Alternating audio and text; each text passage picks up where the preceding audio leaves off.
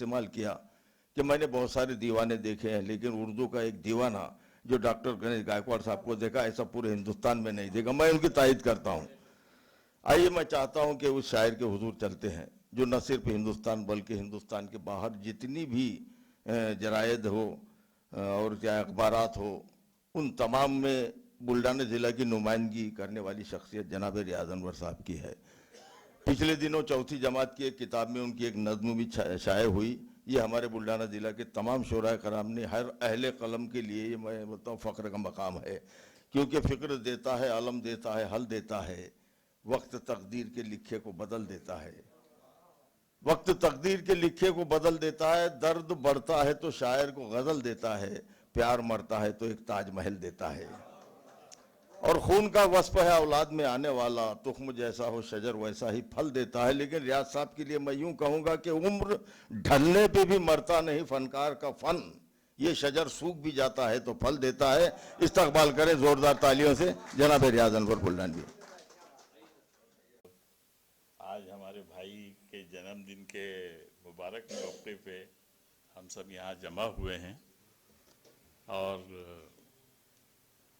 मेरे लिए ये जो प्रोग्राम है, मुझे आज दुख है कि आज इत्तेफाक से मेरे बेटे का जन्मदिन है तो मुझे जाना है, लेकिन मैं ये प्रोग्राम को टाल नहीं सकता था तो मैं यहाँ पहुँचा हूँ। और एक माजरत भाई से भी और आप सभी से भी चाहता हूँ कि मैं आपके साथ पूरा वक्त बैठ नहीं पाऊँगा क्योंकि मुझे जाना है।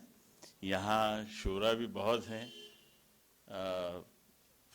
फहरिस्त तवील है और नाज़िम मुशायरा का भी हुक्म है कि बात शायरी जो है वो कम से कम पेश की जाए। मैं इन्होंने मेरे मुताल्लिक जो भी कहा है आपसे, तो ऐसा कुछ भी नहीं है।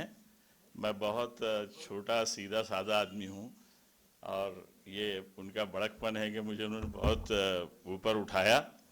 तो मैं आपके सामने कुछ एक दो मतले और शेर पेश करता हूँ और इजाज़त चाहूँगा आपसे। ये 2-3 दिन में लिखी हुई गज़लें हैं, ये एक मतला और एक शेर। यहाँ जो मराठी जानने वाले मेरे भाई बहनें बैठे हैं उनसे बहुत माजरत के साथ कि मैं मराठी में मतलब बात नहीं कर सकता, या ये भी मुमकिन है कि ये मेरा जो कलाम है, मेरे जो शेर हैं, वो शायद आप समझ न सकें।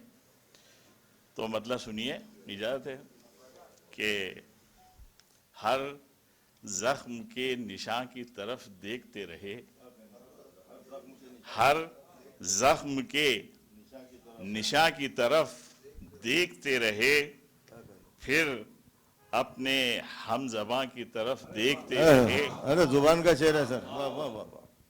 हर जख्म के निशा की तरफ देखते रहे, फिर अपने हम ज़बां की तरफ देखते रहे, और तरके ताल्लुकात पे था हम नशी बज़िद। उर्दू वालों से खास तवज्जो है कि तरके ताल्लुकात पे था हम नशी बज़िद, हैरत से हम ज़बां की तरफ देखते रहे। कि हर जख्म के निशा की तरफ देखते रहे, फिर अपने मेहर माँ की तरफ देखते रहे, और तरके ताल्लुकात पे था हम नशी बज़िद, हैरत से हम ज़बां की तरफ देखते रहे, और मंजिल थी दूर अज़्म का फुक़दान रह कठिन।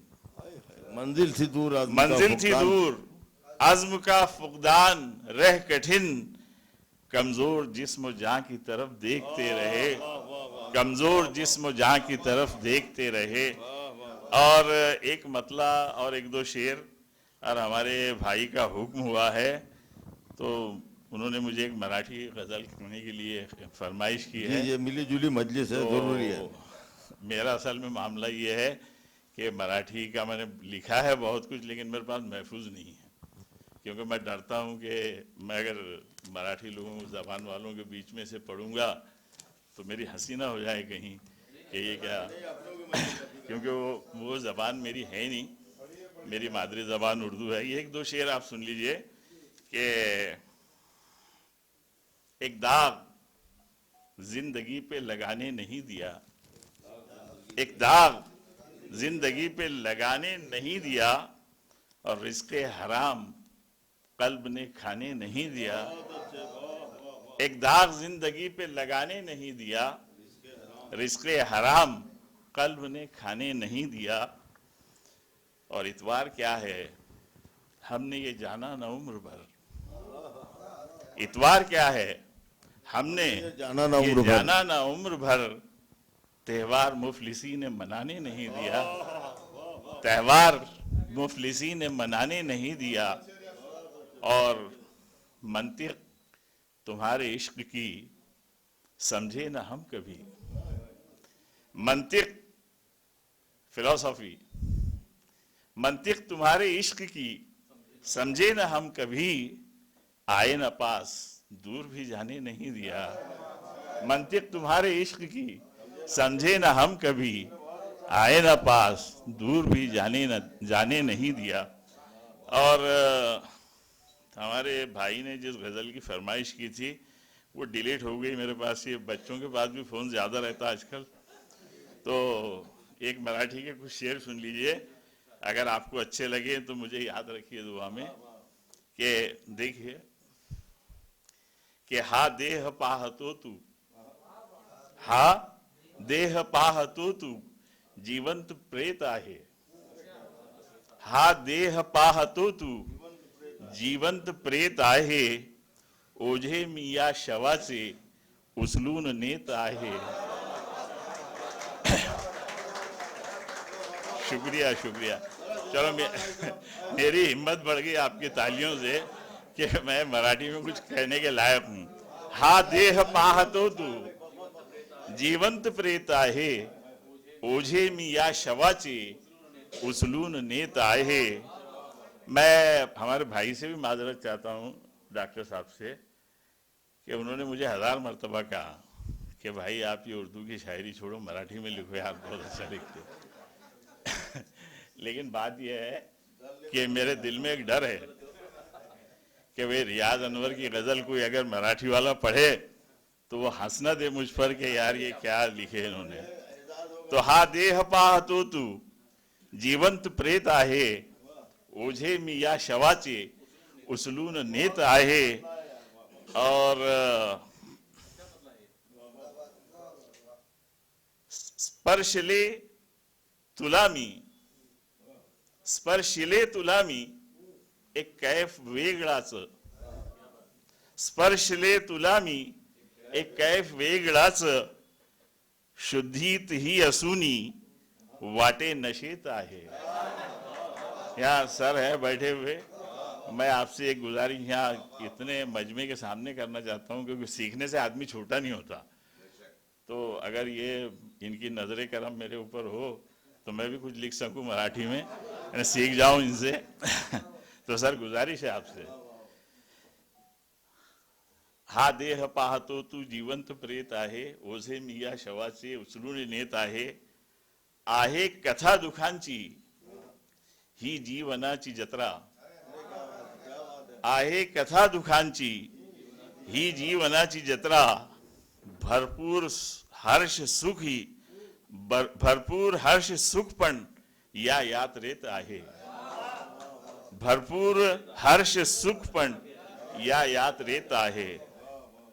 और मुलगी निशब्द राहून सोसे, मुलगी निशब्द राहून छळ सासराचे सोसे, माहेरी दे निरोप की मी, छळ सासराचे सोसे माहेरी दे निरोप की मी मजेत आहे। और चोरी दगा लबाड़ी विश्वासघात धोखा, चोरी दगा लबाड़ी विश्वासघात धोखा, मित्र आमचा पारंगत प्रत्येक कलेत आहे, मित्र आमचा पारंगत प्रत्येक कलेत, चोरी दगा लबाड़ी विश्वासघात धोखा, चोरी दळीत रामचा पारंगत प्रत्येक कलेत आहे और अनवर ही भव्य दुनिया वाटे मला लहान अनवर ही भव्य दुनिया वाटे मला लहान धैर्याचे मी विमान उडवीत हवेत आहे धैर्याचे मी विमान उडवीत हवेत आहे और हा देह पाहतो तू जिवंत प्रेत आहे ओझे मी या शवाचे उचलून नेत आहे शुक्रिया आपने बहुत इत्मीनान से सुना बहुत